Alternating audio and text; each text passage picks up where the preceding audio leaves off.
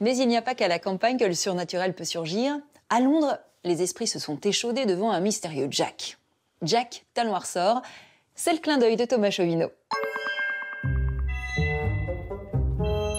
Il a un nom plutôt amusant, Spring Hill Jack, qu'on peut traduire par Jack talon à ressort. Un homme ou une créature, disent certains, capable de s'enfuir en faisant des bonds prodigieux et hop, en un saut, je passe un mur de 2 mètres de haut.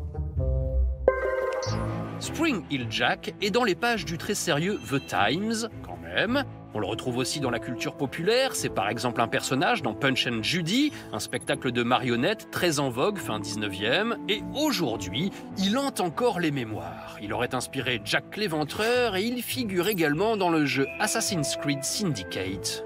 Il faut dire qu'en plus d'être du genre ultra sportif, il possède une longévité exceptionnelle puisqu'il aurait sévi pendant plus de 70 ans, toujours capable évidemment de franchir des murs de 2 mètres de haut d'un seul bond à un âge qu'on pourrait qualifier de centenaire, infatigable Spring Hill Jack. À partir de 1837, il arpente les rues de Londres avec son rire satanique. Dans la presse, les témoignages de victimes, ou du moins prétendues victimes, se multiplient, notamment celui d'une jeune fille, Jane Alsop, agressée devant chez elle par un monstre pourvu, elle en est sûre, de griffes métalliques. Ce Jack fiche la frousse à l'Angleterre victorienne tout entière. La terreur de Londres, titrent les tabloïds, et y a de quoi. Les témoins qui l'ont croisé évoquent des yeux comme des boules de feu et des flammes bleues et blanches qu'il crache. Un homme est même arrêté, finalement disculpé, et vous savez pourquoi? Comme il ne sait pas cracher du feu, ça ne peut pas être lui, déclare le juge dans un éclair de lucidité.